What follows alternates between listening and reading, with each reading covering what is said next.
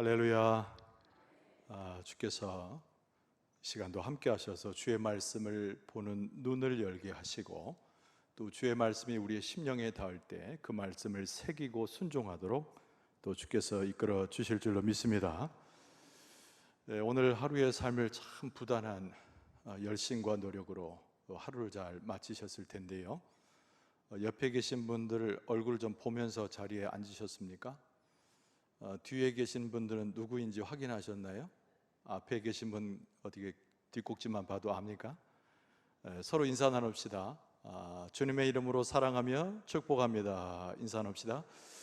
주님의 이름으로 축복하며 사랑합니다. 할렐루야. 이 마스크를 쓰니까 눈이 더 잘 보여요. 눈이. 여기서도 여러분의 눈이 하나하나 자세히 보입니다.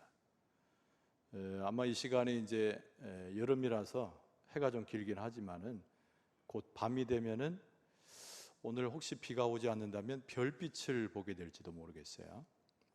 마스크로 가려져 있지만 여러분의 눈빛은 별빛과도 같고, 하나님께서 허락하시는 초롱초롱한 그 영성이 드러나 있는 눈빛입니다.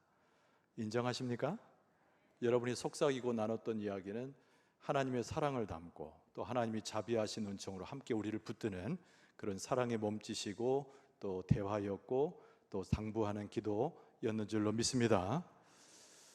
우리의 눈빛이 밝은 것처럼 하나님의 눈빛은 우리를 향하지요. 우리의 마음이 따뜻한 것처럼 하나님의 보호하심도 그러합니다. 오늘 시편 8편 4절 이하의 말씀을 가지고 사람의 본분과 하나님의 영광이라는 제목으로 은혜를 나누기를 원합니다. 오늘 본문의 말씀 1절부터 읽었으면 좋을 뻔했으려니와 이 4절 부분에 집중되어서 말씀이 이루어져 있기 때문에 중간 부분부터 보게 되었습니다. 그런데 시편 8편 전체를 읽노라 하면 이런 의문이 우리 마음 가운데 들어요. 성경에 그대로 기록된 대로 사람이 도대체 무엇이길래 하나님이 그렇게 관심하실까라고 하는 질문입니다. 사람의 자녀가 또 무엇이길래 하나님은 그 자녀들을 보호하기를 원하셨을까? 이런 질문입니다. 도대체 사람이 누군가요?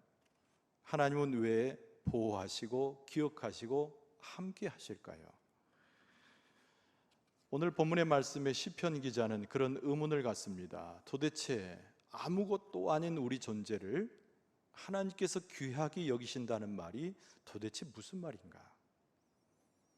여기에 대한 신앙적 고백과 더불어서 그 답을 찾고 있는 이 시편 기자의 모습을 오늘 성경 말씀에서 우리는 충분히 읽어내릴 수 있어요. 시편 기자의 이 마음에 어떤 마음을 가졌길래, 사람에 대해서 어떤 생각을 가졌길래 하나님이 우리를 존귀 여기신다는 말에 의문을 가졌을까요? 부정적 생각이 많았겠지요. 사람에 대한 편견도 있었을 것이고, 많이 경험했고 많이 만났던 사람들에 대한 실망이 전제되어 있습니다. 베드로전서 1장 24절에 보면 베드로 사도가 그런 말을 했어요. 우리 인생이라고 하는 것이 모든 육체와 같은데 풀과 같다 그랬습니다. 그 모든 영광은 풀의 꽃과 같다 그랬어요. 허무한 것이 우리 인생임을 베드로 사도가 이야기한 바가 있습니다. 풀의 꽃과 같고 시들은 풀과 같은 인생, 오늘 본문의 말씀의 시편 기자도 인간을 그렇게 이해했던 것이에요. 이렇게 초라하고 아무것도 아닌 인생을 왜 하나님께서 귀하게 여기셨는가? 이런 질문을 하고 있습니다. 하나님께서 우리를 잊지 않으신 이유가 있을까? 하나님께서 우리를 생각하시는 이유가 있을까? 하나님께서 우리를 돌보셔야 할 하나님 나름대로의 이유를 갖고 계실까? 오늘 본문의 말씀에도 사람들에게 대해서 그렇게 후한 점수를 주고 있지 않습니다. 오늘 본문에 사람을 표현하는 것은 두 가지 표현인데요, 그 말 그대로 사람, 또 하나는 사람의 아들, 인자라고 하는 표현을 등장시키죠. 여러분, 사람이라고 하는 것이 무슨 의미가 있는지 어원을 좀 찾아봤습니다. 근데 여기서 사람이라고 하는 것은 에노시라고 하는 히브리어를 동원하게 되는데요, 그 뜻은 다른 것이 아니라 깨지기 쉬운 존재, 부패하기 쉬운 존재, 낡아 떨어지기 쉬운 존재. 좋은 표현이 아니죠. 여기서 인자라고 했습니다. 어질고 자비한 뜻이 아니고 사람의 자녀란 뜻이에요. 인자라고 하는 것, 사람의 자녀.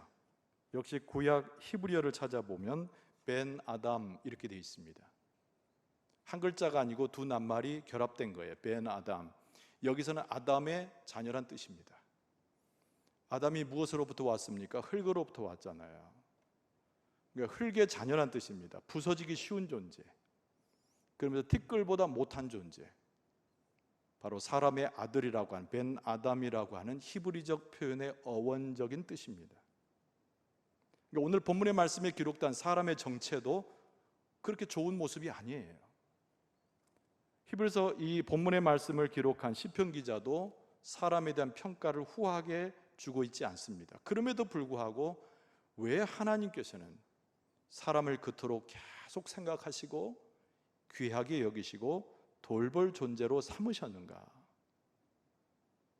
역설적이긴 합니다만은 정답은 바로 앞에 표현한 이런 내용 가운데 들어있어요.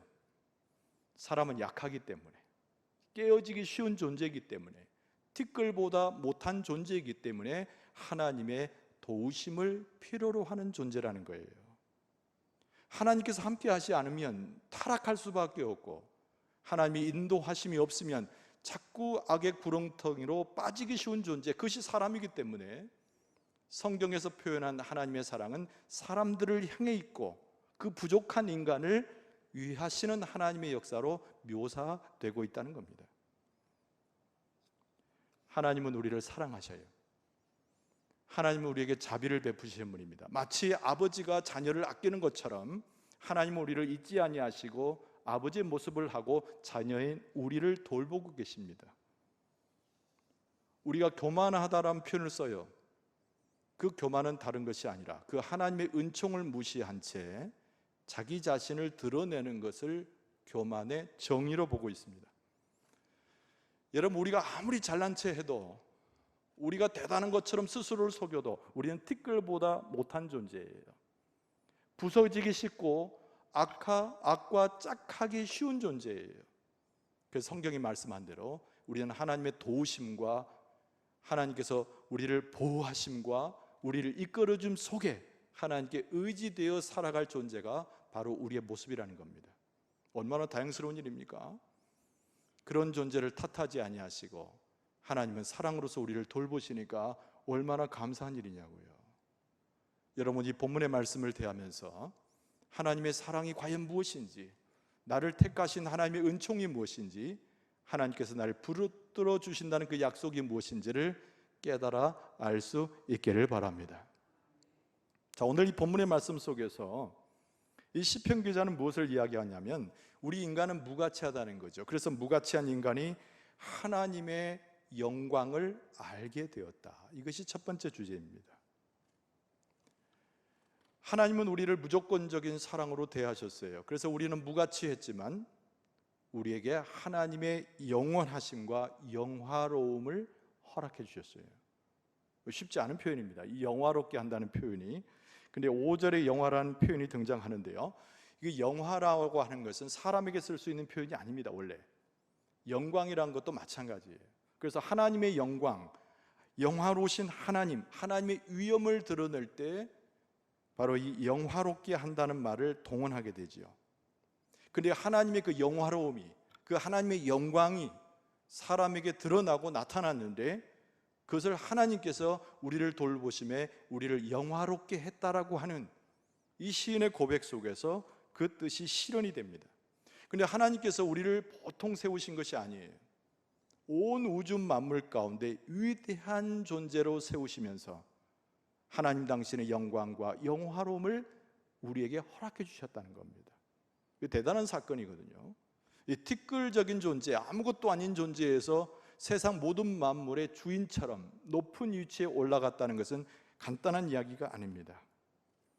5절 말씀을 읽어드리면 그를 하나님보다 조금 못하게 하시고 영화와 존귀로 관을 씌우셨나이다 그랬어요. 우리를 열등하다고 표현한 것이 아니라 이 모든 세상 만물은 하나님께서 지으셨잖아요. 하늘의 달과 별과 해와 그리고 공중에 거하는 새와 바다에 있는 모든 물고기들 전부 하나님 만드셨잖아요. 온 우주를 창조하셨잖아요. 그런데 하나님 다음으로 위대한 존재를 만드셨는데 그것이 사람이란 얘기입니다.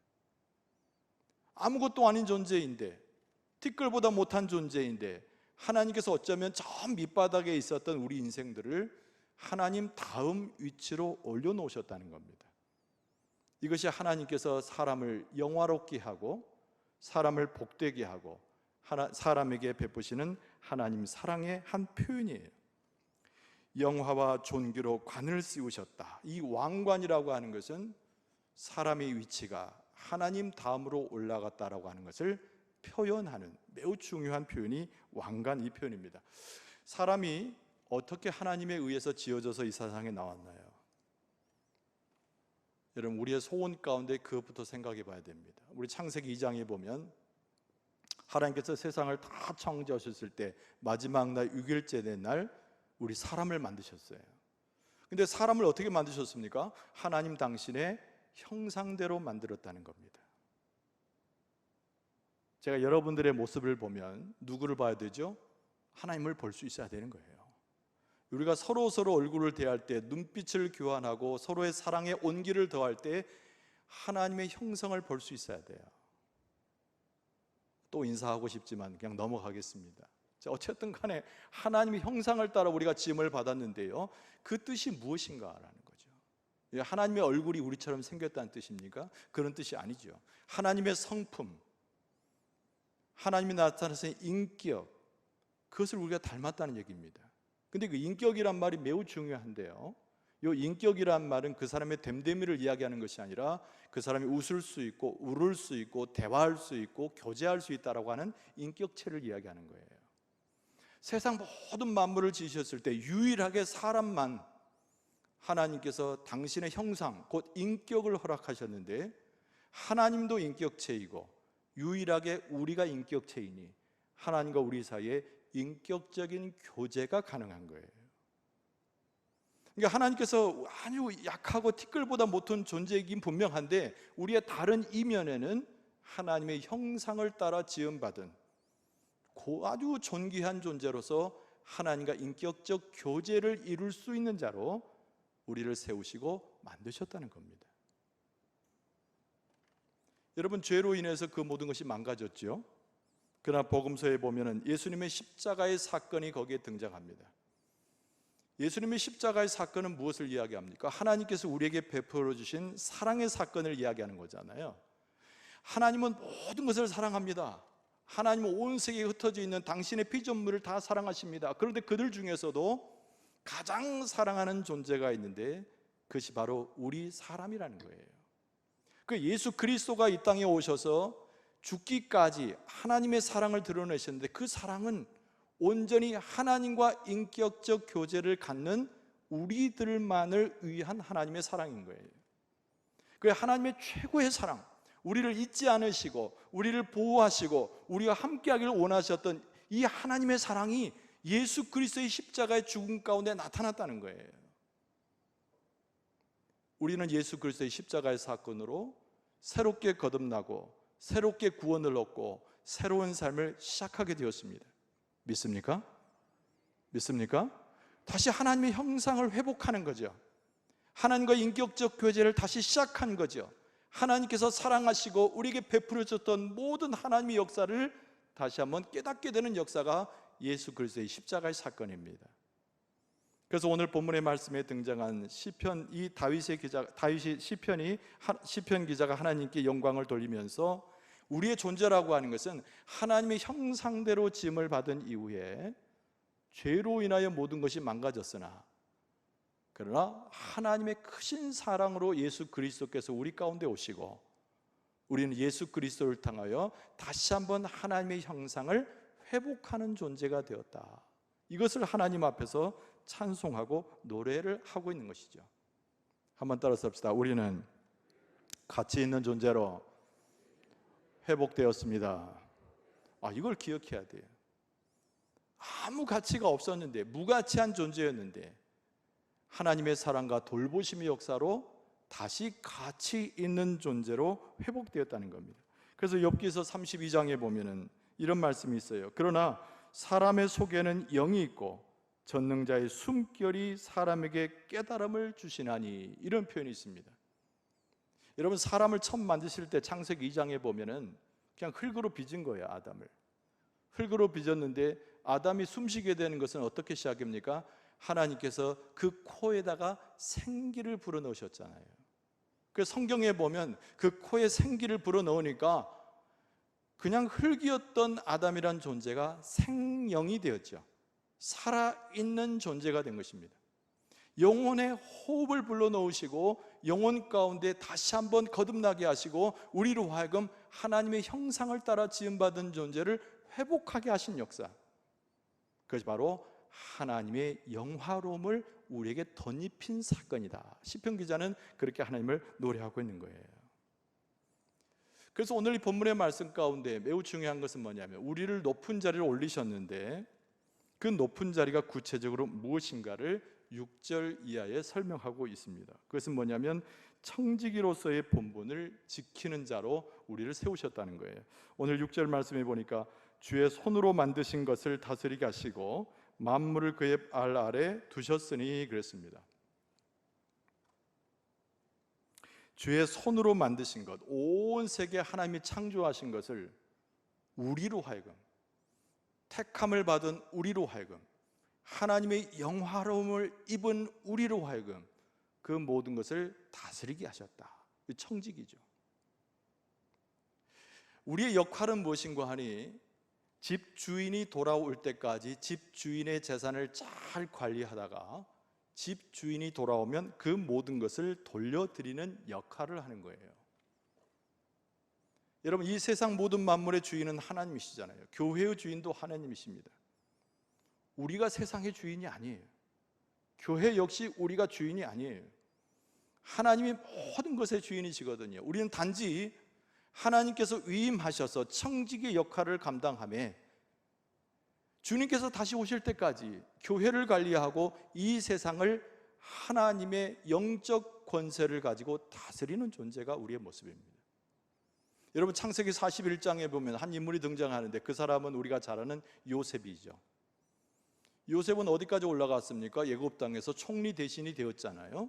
근데 41장에 자세히 보면은 이 바로 왕이 요셉에게 명한 것은 애굽에 있어서 전 재산을 관할하는 재무자의 역할로 그를 세우는 것을 볼 수가 있습니다. 그의 총리 대신이라고 하는 것이 요셉의 직함이긴 했지만 요셉은 실제로는 청지기 역할을 한 것이죠. 요셉에게는 두 가지 의무상이 있었어요. 첫째는 뭐냐면 애굽이라고 하는 큰 나라에 엄청난 그 권력을 행사하는 하나의 특징이 있었고, 또 하나는 바로에게 수시로 보고를 해야 되는 겁니다. 청지기니까.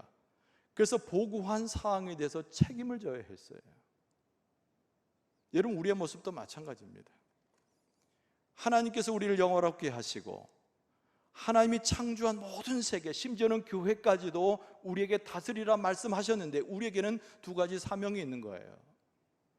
첫 번째는 뭐냐면 하나님의 엄청난 권세를 가지고 이 세상을 다스릴 수 있는 의무요 권리입니다. 그리고 또 하나는 책임감을 가지고 하나님의 명령하신 것을 온전히 이루어가는 거예요. 다스리라고 그랬잖아요. 이게 청지기 역할이라고 말하고 있잖아요. 그럼 다스림이 무엇인가? 우리는 다스림이란 말을 쉽게 혼돈합니다. 권력을 가진 자가 자기 힘으로써 그 누구를 누르는 권력을 이야기한다고 생각하기 쉬워요. 그러나 하나님은 한 번도 우리들에게 권력을 가지고 다른 사람을 억누를 만큼의 권세를 주신 적이 없어요. 여기서 말씀하고 있는 다스림이라고 하는 것은 하나님의 세계에 있어서 하나님께서 만들어 놓은 모든 세계에 대하여 우리가 청지기로서 섬기며 충성하는 것을 이야기하고 있습니다. 이 세상 모든 만물이 무엇을 통해서 돌아가야 될까요? 내 생각 가운데 돌아가야 될까요? 아니죠. 우리가 판단하고 우리가 원하는 대로 세상이 돌아가야 됩니까? 그렇지 않죠. 교회도 마찬가지예요. 이 교회가 내 뜻대로, 내 생각대로, 내가 원하는 대로 움직여져야 될까요? 절대 그런 것이 아니죠.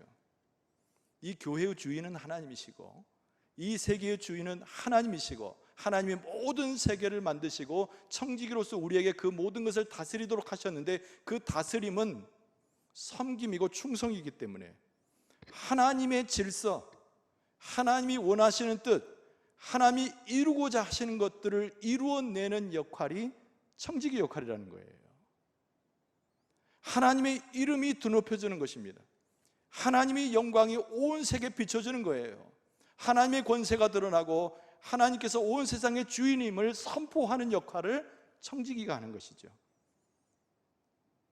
티끌보다 못한 존재가 무가치였는데도 불구하고 하나님께 부름받아서 하나님의 형상대로 지음을 받고 새로 회복된 우리는 하나님께서 다스리라는 명령 가운데 그 청지기의 사명을 감당해야 된다는 겁니다. 그럼 오늘 본문의 말씀을 기초해서 우리가 청지기라고 한다면 어떤 자세로서 하나님 앞에 서 있어야 될까? 여러분, 대략적으로 세 가지죠. 첫 번째는 뭐냐면 하나님의 창조 역사 속에 나타난 하나님의 위대한 위엄에 대해서 경외감을 가져야 돼요. 이게 첫 번째 매우 중요합니다. 하나님께서 온 우주 만물의 주인이시잖아요. 왜 주인입니까? 하나님 만드셨으니까. 그리고 하나님의 소유니까. 이 넓은 세계의 온 우주 만물의 모든 것을 보면서 우리는 하나님을, 그 위엄을 찬송하며 경외감을 가져야 되는 거예요.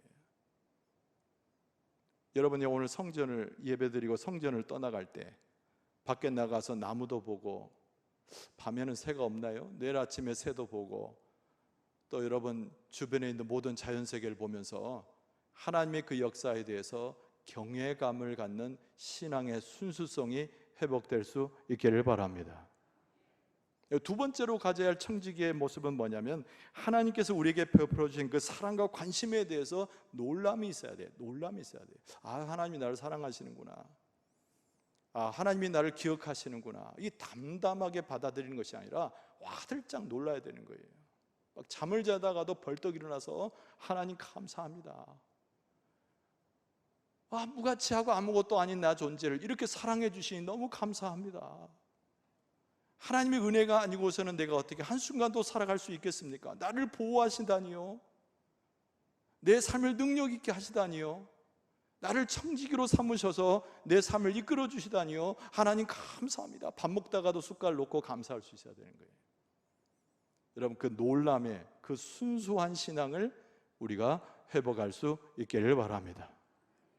그리고 당연히 청지기로서는 세 번째가 하나님께서 모든 창조의 세계를 대신해서 다스리라는 그 말씀을 주셨을 때 우리는 충실한 청지기가 되기 위해서 결단하고 충성의 길로 나아갈 수 있어야 되는 거예요.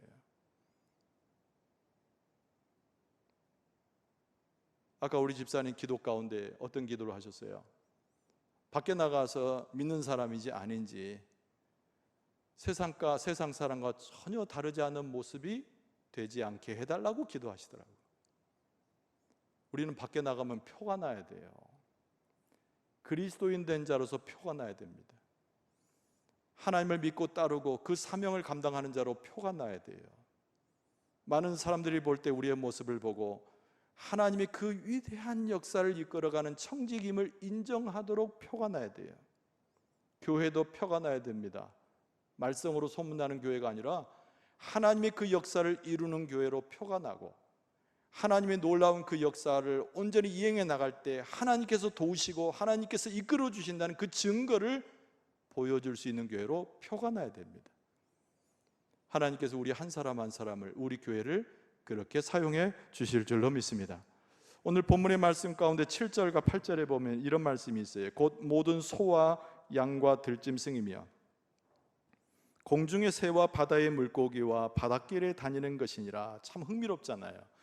우리가 다스리는 세계에 대해서 7, 8절이 언급한 내용이니까 소도 등장하고 양도 등장하고 들짐승도 나오고 공중의 새, 바다 물고기, 바닷길에 다니는 모든 생물들에 대한 이야기가 나와요.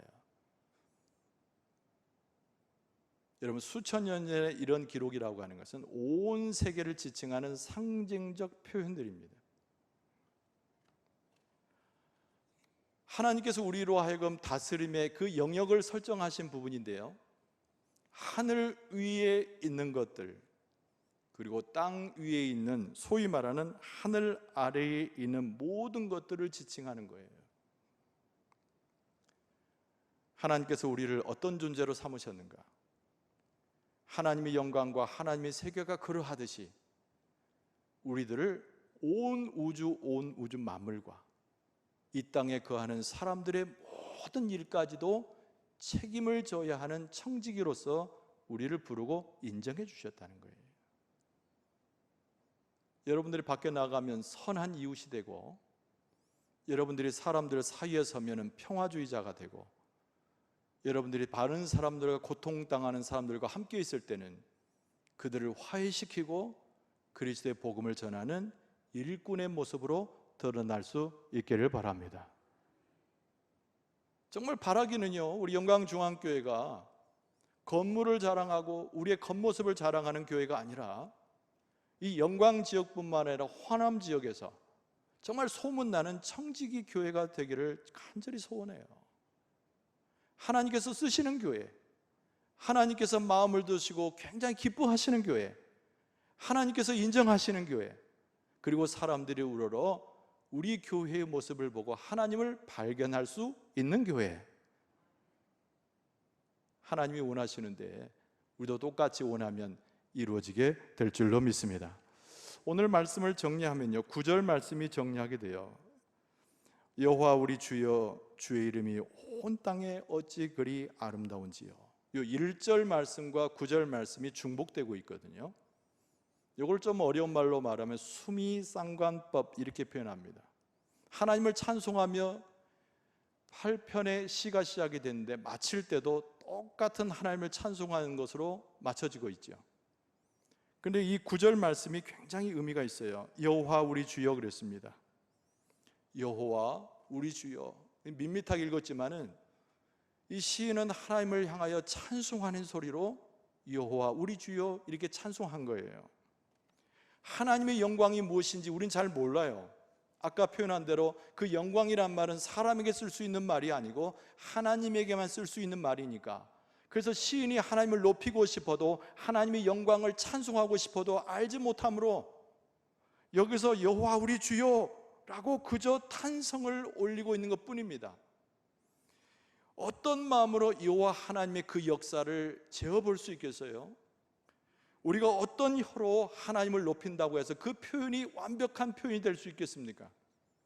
그래서 시인이 하나님을 바라보고 잘 모르겠으나 무지하지만 하나님을 무조건 찬송하고 싶은 그 탄성을 가지고 하나님을 높여드렸는데 그 표현이 여호와 우리 주여라는 얘기예요. 나와 상관이 없는 이방의 신들이 아니고, 나와 도무지 관계가 없는 저 멀리 있는 하나님이 아니고, 내 곁에서 나를 돌보시고 나와 함께 하시니 우리의 주가 됩니다. 하나님께서는 우리 약속에 신실하시니 여호와 하나님입니다. 이렇게 여호와 다른 이의 주가 아니라 우리 주여라고 고백하는 거예요. 여러분, 이 놀라운 찬양이 여러분과 저의 매일의 찬양이 될 수 있기를 바랍니다. 그 다음에 보니까 뭐라고 되어 있어요? 주의 이름이 온 땅에 그렇습니다. 여러분, 이것이 우리 인생의 목적이에요. 우리의 이름이 드높여지는 거 중요하지 않습니다. 우리 교회 이름이 별로 사람들에게 소문나는 거 중요하지 않습니다. 무엇이 중요한가? 바로 여호와의 이름이 온 땅에 퍼지는 것이 가장 중요한 거예요. 하나님은 우리를 통하여 영광 받기를 원하시고, 하나님은 우리의 삶을 통하여 하나님 당신의 뜻이 실현되기를 원하시는 분이에요. 하나님은 온 우주 만물 가운데, 그가 창조하신 모든 세계 가운데 하나님 당신의 이름이 높여지기를 원하시는 거예요. 그 시인이 우리 인생이라고 하는 것이 이렇게 무가치한데 하나님이 나를 도우시고 나를 그 높은 자리에 올리셔서 내게 청지기의 사명을 주셨으니 어찌 감당하리까? 라고 하나님 앞에 고백하면서, 하나님 당신의 이름만이 온 땅에 퍼지기를 원합니다 그런 거예요. 하나님은 선하신 분이잖아요. 하나님은 지혜로우신 분이잖아요. 하나님의 능력을 쫓아올 존재가 없잖아요. 그래서 시인은 있는 힘껏을 다하여 하나님을 찬송하면서 내 이름이 아니라, 우리의 이름이 아니라 주의 이름이 온 땅에 울려 퍼지기를 원합니다. 여러분, 우리 교회 찬송이 되길 바랍니다. 여러분의 삶의 찬송이 되길 바랍니다. 그래서 아침마다 저녁마다 그렇게 기도하세요. 무릎을 꿇고 내 삶을 통해서, 내 자녀들의 삶을 통해서, 우리 성도들의 삶을 통해서 당신의 이름이 온 땅에 펴지길 원합니다. 이게 하나님의 영광이라는 거예요. 이해할 수 없지만, 하나님 영광이란 말이 무슨 말인지 잘 모르지만 하나님의 이름이 온 땅에 퍼지는 것 자체가 하나님의 영광인 것은 분명한 거예요.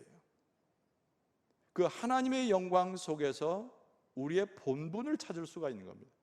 그 하나님의 영광 속에서 내가 누구인가를 알 수 있게 되고, 그 하나님의 영광 속에서 내가 무슨 일을 하는 사람인지도 깨닫게 되는 거예요. 다시 말씀드려서 하나님의 영광의 정확한 의미를 몰라요. 그러나 중요한 것은 우리 주여라고 고백하면서 그 하나님의 이름이 온 땅에 퍼질 것을 요청하는 그 찬송 소리에 하나님의 영광이 있다라고 하는 것은 분명한 거라는 거예요. 그래서 1절의 말씀을 다시 떠올려 보면 1절은 끝에 이렇게 고백했어요. 주의 영광을 하늘 위에 두셨나이다. 여러분, 하나님의 영광은 하늘 위나 이 땅에나 충만한 것인데, 하나님의 놀라운 영광이 온 세계를 뒤덮을 때 우리에게 하나님의 축복이 충만하게 임하게 될 줄로 믿습니다. 이 시인의 찬송이 우리의 찬송이 되길 바라고, 이 시인의 찬송이 우리에게 능력이 되길 바라고, 이 시인의 찬송이 우리에게 감격과 감동의 하나님의 은총이 되어질 수 있기를 바랍니다. 다시 한번 주의 은혜 가운데서, 하나님의 영광의 빛 가운데서 사람의 본분을 다하고 청직의 사명을 감당하는 우리 교회와 우리 모든 성도들이 될 수 있기를 주의 이름으로 축원합니다. 기도하겠습니다. 우리 주 아버지 하나님, 하나님 당신의 영광이 이곳에 가득하기를 원합니다. 맡기신 일에 충성하면서 하나님의 영광을 온 누리에 비추는 교회와 성도들이 되게 하여 주시옵소서. 예수님의 이름으로 간절히 기도하옵나이다. 아멘.